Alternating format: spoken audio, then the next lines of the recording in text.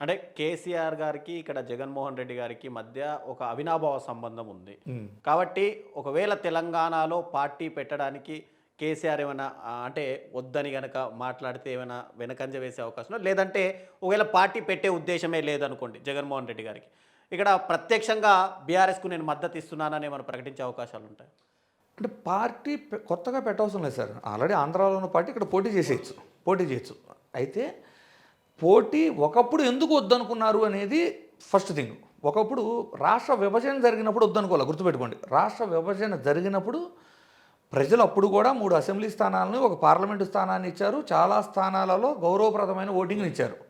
కానీ ఆ స్థాయి మనది కాదు, మనం ఇంకా ఎక్కువ రావాలి అనేదో, లేదు అంటే ఆంధ్ర పాలిటిక్స్ మీద ఫుల్ ఫోకస్ పెడదామనే ఉద్దేశంతో మిత్రపక్షంలాగా ఉన్న బీఆర్ఎస్‌కి ఇబ్బంది కలగకూడదు అనుకోనో పొత్తు లేదు, లేదు అంటే ఇక్కడి నుంచి పోటీ విరమించుకున్నారు. అలా అని 2014లో విరమించుకోవాలి. అదే బైఫర్గేషన్ అయిన తర్వాత కూడా తెలంగాణలో వైఎస్ఆర్‌సీపీ పోటీ చేసింది.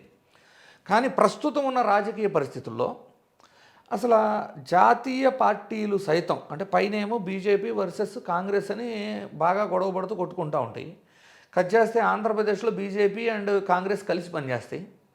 తెలంగాణలో కూడా కొన్ని కొన్ని సందర్భాల్లో బీఆర్ఎస్ను ఓడించడం కోసం బీజేపీ, కాంగ్రెస్ అనైతికమైన మద్దతుతో వ్యవహరిస్తున్నాయి, కళ్ళకు కనపడుతున్నాయి.